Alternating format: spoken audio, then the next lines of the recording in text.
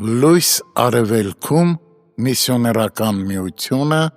ներկայացնում է Չարլզ Սպերջեն Եգիպտոսում պաշար կա Ծննդոց 42:2 Սովը պատել էր բոլոր ազգերը և թվում էր Հակոբն ու իր ընտանիքը անխուսափելիորեն մեծ կարիքի մեջ էին հայտնվելու Սակայն նախախնամության Աստվածը, որը երբեք չի մոռանում իր սիրո ընտրյալներին, պաշար էր պատրաստել իր ժողովրդի համար, եգիպտացիներին նախազգուշացնելով սակավության մասին և առաջնորդելով նրանց պահեստավորել առատության տարիների հացահատիկը։ Հազիվ թե Հակոբը փրկություն սպասեր Եգիպտոսից, սակայն նրա համար հացի պաշար կար այնտեղ։ Սիրելի հավատացյալ, թեև ամեն բան ակնհայտորեն դեմ է քեզ, վստահ եղիր, որ Աստված պահպանություն ունի քեզ համար։ Քո վշտերի մատյանում գրված է նաև քո փրկության ծրագիրը։ Ինչ-որ կերպ նա կազատի և կապահովի քեզ։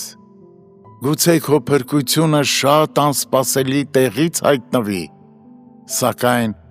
օգնությունն անկասկած կհասնի քո ծայրահեղ վիճակում և դու կմեծարես Տիրոջ անունը։ Եթե մարդիկ չկերակրեն քեզ, ագռավները կանեն դա, և եթե երկիրը ցորեն չտա, երկինքը մանանակ թափի քեզ համար։ Ուրեմն քաջ եղիր և հանգստություն գտիր Տիրոջ մեջ։ Եթե Աստված հաճենա, կարող է այնպես անել, որ արևն արևմուտքից ծագի։ Նմանապես էլ նա կարող է քո նեղությունն ուրախության աղբյուր դարձնել։ Եգիպտոսի ողջ պաշարը սիրելի Հովսեփի ձեռքերում էր, և նա իր հայեցողությամբ էր բացում և փակում շտեմարանները։ Այսպես էլ նախախնամության ողջ հարստությունը մեր Տեր Հիսուսի բացարձակ տիրապետության ներքո է, որն առատորեն բաշխում է դա իր ժողովրդին։ Հովսեփը լիովին պատրաստ էր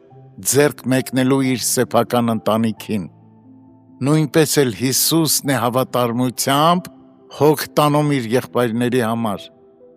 Մեր գործը մեզ համար ապահովված օգնության հետևից գնալն է։ Մենք չպետք է հանգիստ նստենք հուսահատության մեջ, այլ սթափվենք և գործի անցնենք։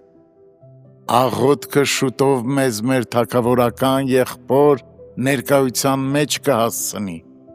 Հայտնվելով նրա գահի առաջ, մեզ մնում է միայն խնդրել և ստանալ նրանից։ Նրա պաշարներն անսպառ են, իսկ սիրտը բարի, այնպես որ նա անշուշտ հաց կտա մեզ։ Տեր, ներիր մեր անհավատությունը և օգնիր, որ այս երեկո առատորեն օգտվենք քո լիությունից, շնորհք առնելով շնորհքի տեղ